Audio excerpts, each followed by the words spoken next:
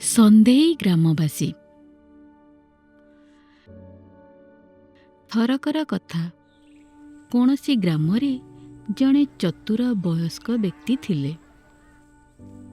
ଗ୍ରାମବାସୀମାନେ କୌଣସି ଦ୍ୱନ୍ଦ୍ୱରେ ପଡ଼ିଗଲେ ବା କୌଣସି ବିଷୟକୁ ନେଇ ଡରିଗଲେ ସେମାନେ ତାଙ୍କ ପାଖକୁ ଯାଇ ପରାମର୍ଶ ମାଗୁଥିଲେ। ଯେତେବେଳେ ଗ୍ରାମବାସୀମାନେ ତାଙ୍କ ପାଖକୁ ଯାଉଥିଲେ ସେମାନଙ୍କୁ ଭଲ ଲାଗୁଥିଲା। ଦିନେ ସେହି ଗ୍ରାମର ସବୁ କୁକୁଡ଼ା ଓ ଗଞ୍ଜା ମରିଗଲେ। ଏପରିକି ଛୋଟ ଛୋଟ କୁକୁଡ଼ା ଛୁଆମାନେ ମଧ୍ୟ ମରିଗଲେ। ଗ୍ରାମବାସୀମାନେ ସେହି ବୟସ୍କ ବ୍ୟକ୍ତିଙ୍କ ପାଖକୁ ଦୌଡ଼ିଗଲେ। ନିଶ୍ଚୟ କୌଣସି ମହାମାରୀ ବ୍ୟାପି ଯାଇଛି। ଆମକୁ ତ ଏହି ରୋଗ ବିଷୟରେ କିଛି ଜଣା ମଧ୍ୟ ନାହିଁ ଯେ ଏହା କ'ଣ ବୋଲି ସେମାନେ କାନ୍ଦି କାନ୍ଦି କହିଲେ। ବୟସ୍କ ବ୍ୟକ୍ତିଟି କିଛି ସମୟ ଚୁପ୍ ହୋଇ ରହିଲେ ଏବଂ ପରିଶେଷରେ ସେ କହିଲେ, ଏଥିରେ ମଧ୍ୟ କିଛି ଭଲ ନିଶ୍ଚୟ ଥିବ। ଗ୍ରାମବାସୀମାନେ ପରସ୍ପରକୁ ଦେଖାଦେଖି ହେଲେ। ସେମାନେ ଚିନ୍ତିତ ଜଣାପଡ଼ୁଥିଲେ, ଯେହେତୁ ସେହି ବୟସ୍କ ବ୍ୟକ୍ତିଟି ସେମାନଙ୍କୁ ସାହାଯ୍ୟ କରିବାରେ କେବେ ପଛଘୁଞ୍ଚା ଦେଉନଥିଲେ। ପରଦିନ ଗ୍ରାମର ପ୍ରତ୍ୟେକ କୁକୁର ବେମାର ହୋଇଗଲା ଏବଂ ମରିଗଲା। ଗ୍ରାମବାସୀମାନେ ଶୀଘ୍ର ଯାଇ ସେହି ବୟସ୍କ ବ୍ୟକ୍ତିଙ୍କ ପାଖରେ ପହଞ୍ଚିଲେ। ସେମାନଙ୍କର ବିଶ୍ୱାସ ଥିଲା ଯେ ବୟସ୍କ ବ୍ୟକ୍ତିଟି ନିଶ୍ଚୟ ସେମାନଙ୍କୁ କିଛି ପରାମର୍ଶ ବା ଆଶ୍ୱାସନା ଦେବେ।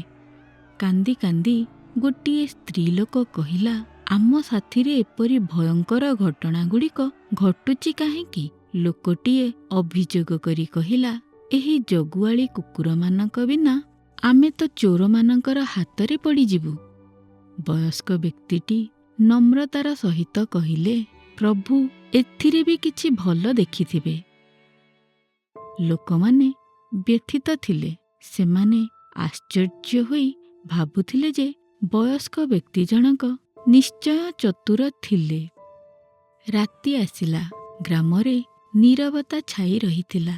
ପୁଣି ହଠାତ୍ ବିଜୁଳି ଆଲୁଅ ବି ଚାଲିଗଲା ଏବଂ ସାରା ଗ୍ରାମଟି ଅନ୍ଧକାରରେ ଡୁବିଗଲା। ଅତି ବ୍ୟଥିତ ହୋଇ ଗ୍ରାମବାସୀମାନେ ଅଭିଯୋଗ କରିବା ପାଇଁ ପୁଣି ତାଙ୍କ ପାଖକୁ ଦୌଡ଼ିଲେ। ଜଣେ ସ୍ତ୍ରୀ ଲୋକ କହିଲା, ପ୍ରତ୍ୟେକ ଖରାପ ଘଟଣା ଆମର ଗ୍ରାମରେ ହିଁ ଘଟୁଛି କାହିଁକି? ପିଲାଟିଏ କାନ୍ଦି କାନ୍ଦି କହିଲା, ଏହା ଠିକ୍ ନୁହେଁ। ବୟସ୍କ ବ୍ୟକ୍ତିଟି ଅତି ପ୍ରେମର ସହିତ କହିଲେ, ଏହା ପରମାତ୍ମାଙ୍କର ଦୟାର ଆଉ ଏକ ସଂକେତ। ଏହା ଶୁଣି ଜଣେ ବ୍ୟକ୍ତି ବିରକ୍ତ ହୋଇ କହିଲା, ଦୟା? ବୟସ୍କ ବ୍ୟକ୍ତିଟି କହିଲେ, ଟିକେ ଅପେକ୍ଷା କରି ଦେଖ, ଟିକେ ଧୈର୍ଯ୍ୟ ରଖ। ପରମାତ୍ମାଙ୍କର ଇଚ୍ଛାକୁ ବୁଝିପାରିବା ଏତେ ସହଜ ନୁହେଁ। ସେହି ସମୟରେ ଚୋରମାନଙ୍କର ଗୋଟିଏ ଦଳ ଗାଉଁଲି ଇଲାକା ଗୁଡ଼ିକରେ ବୁଲୁଥିଲା। ସେମାନେ ଯେଉଁଆଡ଼େ ଗଲେ ଘର ଗୁଡ଼ାକର ତାଲା ଓ ଝରକା ଗୁଡ଼ିକୁ ଭାଙ୍ଗି ଭିତରକୁ ପଶି ଯାଉଥିଲେ ଏବଂ ଯାହା କିଛି ମିଳୁଥିଲା ସେ ସବୁକୁ ଚୋରାଇ ନେଉଥିଲେ ଏବଂ କେହି ସେମାନଙ୍କୁ ଅଟକାଇଲେ ତାକୁ ମାରି ଦେଉଥିଲେ। ଚୋରମାନେ ସେହି ଗ୍ରାମକୁ ଲୁଟିବା ପାଇଁ ପ୍ରସ୍ତୁତ ହେଉଥିଲେ। ସେତେବେଳେ ସେମାନଙ୍କ ମଧ୍ୟରୁ ଜଣେ କହିଲା, ଶୁଣ, ସେଠାରେ ତ ସମ୍ପୂର୍ଣ୍ଣ ନୀରବତା ଅଛି। ସେମାନେ ସମସ୍ତେ ଅଟକିଗଲେ। ଅନ୍ୟ ଜଣେ କହିଲା, ହଁ, କୌଣସି କୁକୁର ମଧ୍ୟ ଭୁକୁନାହିଁ। କଥା କ'ଣ? ସେମାନଙ୍କର ସର୍ଦ୍ଦାର କହିଲା, ରାତି ହେବା ପର୍ଯ୍ୟନ୍ତ ଆମେ ଅପେକ୍ଷା କରିବା ଏବଂ ତାପରେ ଆକ୍ରମଣ କରିବା।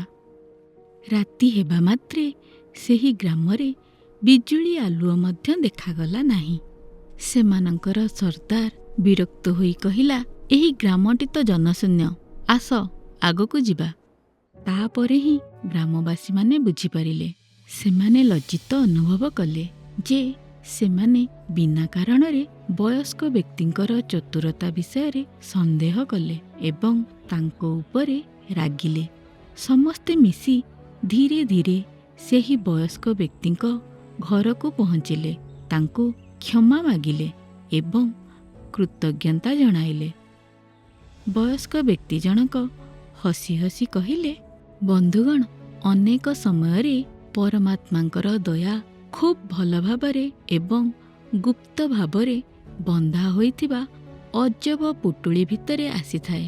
ସେ କିଛି ସମୟ ଚୁପ୍ ରହି ପୁଣି କହିଲେ, ଆମେ ଗଭୀର ଭାବରେ ଚିନ୍ତା କଲେ ଏବଂ ଧୈର୍ଯ୍ୟ ରଖିଲେ ଦେଖିପାରିବା ଯେ ପରମାତ୍ମା ଯାହା ବି କରନ୍ତି ତାହା ସବୁବେଳେ ଭଲ ପାଇଁ ହୋଇଥାଏ।